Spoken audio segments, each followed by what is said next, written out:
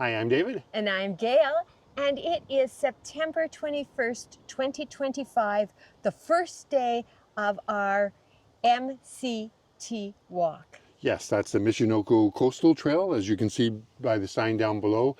This is actually the official trailhead, or the end of the trail, depending on which way you're going. We happen to be going northbound, or as they call it, NOBO. And yeah, so we're going to start off from here. And to tell you the truth, we've already done 2.2 kilometers roughly, because we were at the shoreline, weren't we? At the coastline. We were at the Soma City Memorial. And there's a little museum there, which includes a film of the tsunami event of March 11th, 2011. That's right. So it's a good introduction. I mean, we're going to be seeing lots of memorials of the tsunami as we move along. This entire trip, as a matter of fact, this is the first one, but we thought it was worthwhile walking the extra 2 or so kilometers to visit that site, and just to get a sense of the impact of the tsunami, which was quite incredible, actually. You know, yeah, when you get a 30-foot wave rolling towards you, that changes many lives for sure. And even the geography forever. For sure. Yeah. Somebody said something yesterday when we were at the center for the whole trail, and they said, you know, we had so much loss, but if there hadn't been a tsunami, there would not have been this fine trail that they have. For sure. You know, to remember relationships of people and history and geography and the environment. And certainly that's one way to look at it, and we're looking forward to it for many different reasons, and we hope to show you those as we move along, not just the tsunami, but just the culture, the food as well, and the little idiosyncrasies, what we would call idiosyncrasies, being from a Western country compared to a Japanese culture, which is quite amazing and quite enjoyable, actually. Yeah. Sure. So the loss of close to 20,000 lives is a horrible price, but you know, there is some sense of trying to make some good of tragedy. So anyways, with that, I think we better get on with our walk, because we got a good 20 to 25 kilometers. We're not too sure exactly what before we get to our next hotel. But there's something special there. Yes, that's for sure. Yeah, and we'll talk about that as we move along, other sites as we move along as well. Let's get going, Gail. On the road. And as we were doing our intro, you must have been wondering what the heck was this little birdhouse thing beside the sign. And it's a little counter, actually, that counts the hikers that are coming through. It's a rather low 61 right now, so we're not too sure when it actually started, but we're going to add 2 more to it right now. I'm going to do one press for me. There we are, 62. 63, yeah. Now we can leave in good conscience. The Michinoku Coastal Trail is about 1,000 kilometers long in total and stretches between Soma and Hashinoe. On this trip, Gail and I will be walking half of the trail. That's between the city of Soma, and we'll be walking 500 kilometers northward up to the small city of Ofunato.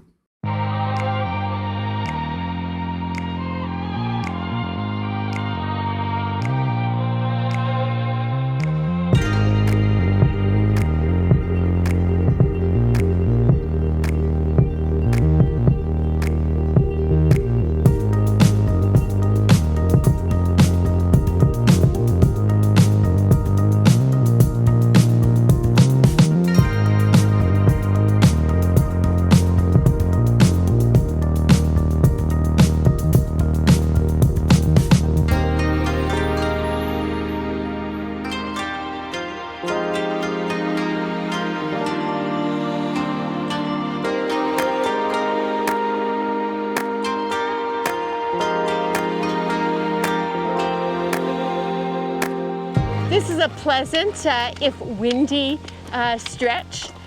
There's the river to one side, canal to the other, and it's very quiet right now on this Sunday morning.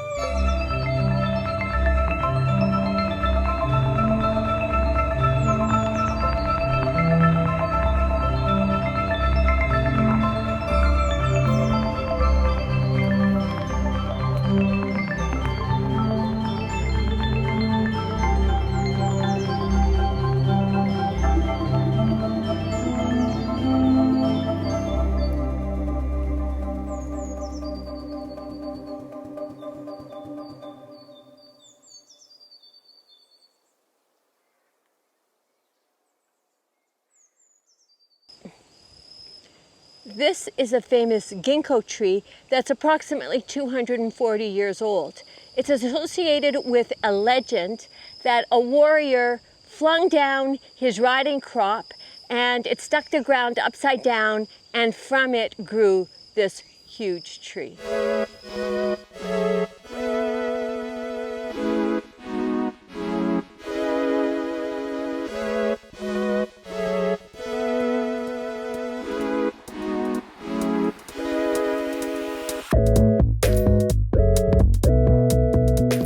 Late afternoon, and this is the first stretch of road we've had that has no shoulder. This makes it a little bit tricky, and to add to that, the Japanese drive on the other side of the street to what we do in Canada.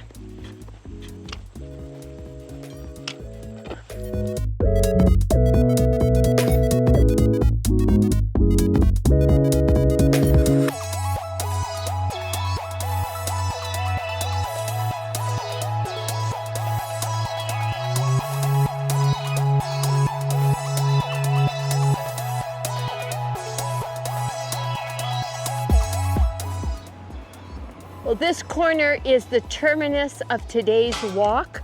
Tomorrow we will be continuing along this way.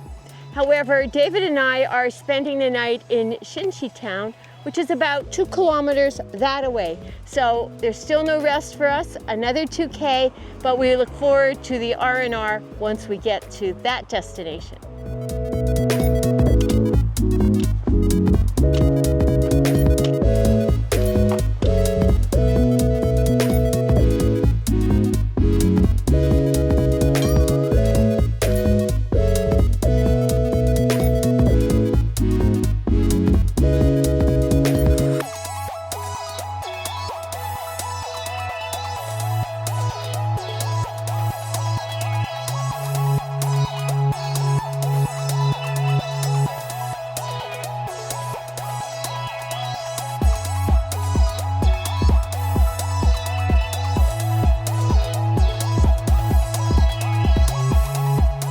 So here we are in a lovely suite in the Hotel Grotto. We have a great view as well, looking over the mountains in the background. One of which we'll be climbing tomorrow. We're climbing tomorrow, exactly. However, I guess Gail promised a surprise, and the surprise for you is that we're going to be going to an onsen, which is connected with this hotel. And that's sort of like I guess you call it a public bath in a way, where men and women go in separately, and we do all sorts of things there. Now, you might notice that we're rather attractively dressed, and these are the pajamas that are provided by the hotel for us.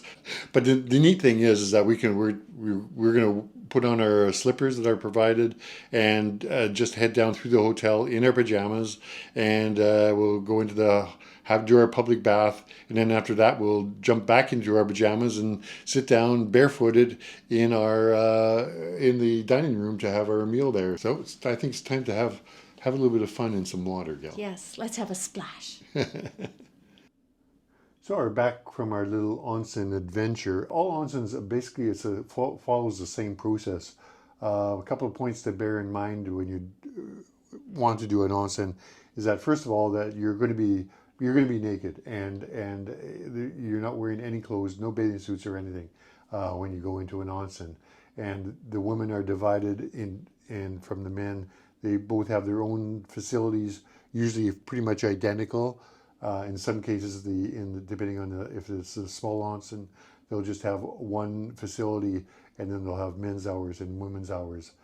So that's one thing. The other thing is that if you have tattoos, there's a good possibility that you won't get entrance. There's, I think, some taboo against taboos. Yes, against tattoos. Against tattoos. Yes, and this has something to do with, I think, the Yakuza, the organized crime element in Japan that does have tattoos. So that might be a problem if you do have tattoos trying to get into an onsen.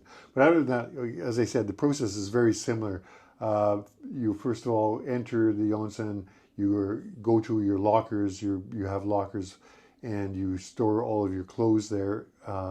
Put them away, everything. So by that point you're entirely naked.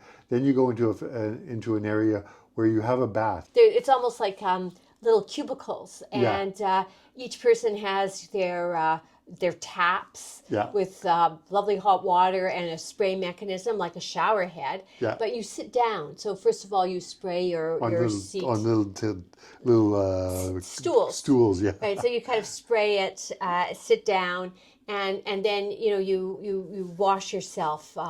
You've got big bottles of soap, of shampoo, and of conditioner. Use little basins, and you throw the hot water over your head, and you're very demonstrative of how clean you're getting yourself before you walk into the public bath. That's right. Yeah, you can go crazy with the water, just splashing all over the place. It's kind of fun. People sort of, I think, tend to go nuts. So anyways, after you've done all that, you've cleaned yourself, then you go into the baths themselves. Now, depending on the sophistication of the bath, in this case, it was fairly sophisticated. So they had different kinds of baths. First of all, they had a cold bath, which was very cold. Then they had a very hot bath. Then there was a temperate bath. And then there was sort of a bath that was more like a hot tub with a spray nozzle in it. And you could just circulate amongst those. And part of these were outside. So it was after dark, and you could hear... we thought they were crickets, but they may be Japanese cicadas, which sound different than a North American cicadas. But I was just reading about them, singing in September. So maybe that's what we're hearing. That's right. Yeah. So, anyways, the Japanese bathing experience is something to be experienced. It's really a highlight. I think of coming to this country is just doing the baths. So then after we finish that, then there's also in the onsen area as a little dining room, and we had a couple of nice meals. It's a case where you have to buy. You look at pictures of food, and then you buy tickets and take them to the front counter, and then they get the food for you and deliver, and you get a little buzzer, and you just pick it up. So it's almost like in a way a fancy food court. So it was pretty good food, I thought. It was excellent food. Yes. Yeah. So it just rounded off the experience because it seemed all very healthy and wholesome and fun. One thing you always want to carry with you when you're going into a restaurant is Google Translate and a phone that has a cell plan so that you can translate all the food items. Because there is, in this case, it's a thoroughly Japanese town. They don't really anticipate, I think, tourists at all coming through. So there's no English translation of anything at all. And that included the staff at the front desk where normally you would have English speakers. I mean, fair game. We're in Japan. We're the visitors, and it makes it a bit more challenging, but that's part of the fun as well. Anyway, so I hope you enjoyed this little introduction to not only to the Michinoku MCT Trail, but also a little highlight of a unique facet of I think of Japanese culture being the onsen. So if you did like it, again, we'd love those thumbs up. We'd appreciate that. Please subscribe if you haven't already, and remember, we love to hear your comments, and we try to respond, in a timely manner. And it's a little bit harder on the road, but challenge us.